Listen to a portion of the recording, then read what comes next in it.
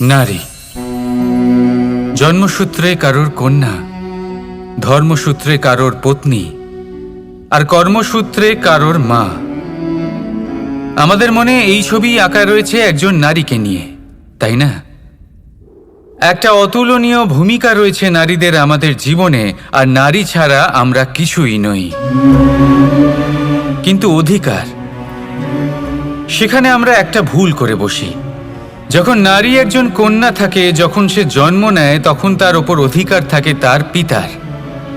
আর তারপর যখন বিয়ে হয়ে যায়, তখন তার অস্তিত্বের ওপর অধিকার থাকে তার স্বামীর। আর যখন তিনি মা হন, তখন নিজেই তিনি জীবনের সমস্ত অধিকার দিয়ে দেন তার সন্তানকে।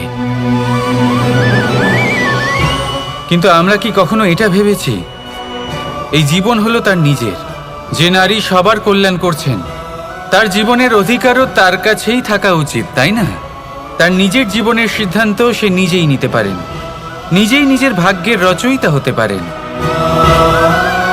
আর এর জন্য আমাদের নিজেদের পাল্টাতে হবে, দৃষ্টিভঙ্গি পাল্টাতে হবে।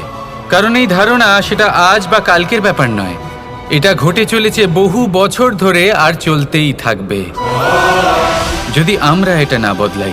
আর এটা তখনই সম্ভব হবে যখন আমরা নিজেদের মধ্যে পরিবর্তন আনব।